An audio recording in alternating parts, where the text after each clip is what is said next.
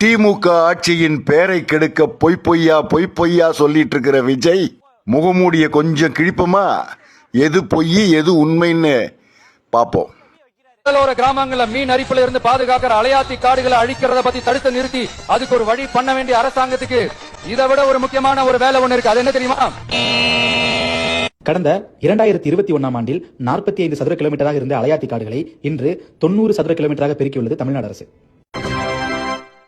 பாரம்பரிய கடல் சார்ந்த ஊர்ல ஒரு கவர்மெண்ட் மெரைன் காலேஜ் ஒன்னு கொண்டு வரலாம். கொண்டு வந்தாங்களா?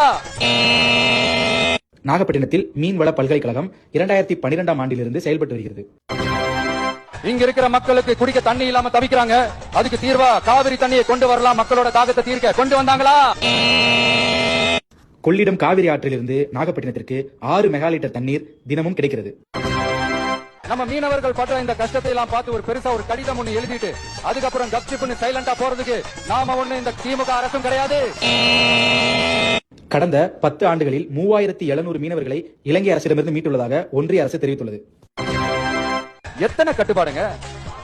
அந்த இடத்துல பர்மிஷன் இல்ல, இந்த இடத்துல பர்மிஷன் இல்ல, இல்ல நம்ம பிரதமர் மோடிஜி அவர்களோ இல்ல உள்துறை அமைச்சரோ இங்க வராருன்னு வச்சுக்கோங்க, இந்த மாதிரி கண்டிஷன்ஸ் எல்லாம் போடுவீங்க.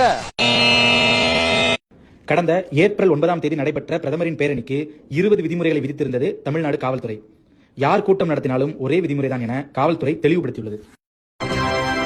நம்ம தொப்புள் கொடி உறவுகளான ஈழத் தமிழர்கள் அவங்களுக்காகவும் குரல் கொடுக்கிறது, அவங்களுக்காகவும் நிக்கிறது நம்மளோட கடமை இல்லையா? இலங்கை தமிழர்களுக்காக ஒன்றிய மற்றும் மாநில அரசுகள் பல்வேறு நலத்திட்டங்கள் மற்றும் நிவாரணங்கள் அளித்துள்ளன. அதாவது ஒரு மீட்டிங்ல 6 விஷயம் சொல்லியிருக்கீங்க. அந்த 6 விஷயமுமே பொய். அதாவது உங்களுக்கு யாரோ எழுதி கொடுத்து நீங்க சொன்ன இந்த விஷயமே இவ்வளவு பொய்யா இருக்கு, உங்ககிட்ட பேப்பர் இல்லாம யாரும் சொல்லாம வந்து பேசுனீங்கன்னா எவ்வளவு பொய் இருக்கும். விஜயோட இந்த பேச்சுக்கு நம்ம ஒரு ப்ராக்ரஸ் ரிப்போர்ட் ரெடி பண்ணிருக்கோம். அந்த ப்ராக்ரஸ் ரிப்போர்ட் படி விஜய் வாங்க மார்க் எவ்வளவு தெரியுமா? 0. அதாவது விஜய் என்னென்ன பொய் சொன்னாரு அப்படின்றத நம்ம அடுத்த வீடியோல பார்க்கலாம்.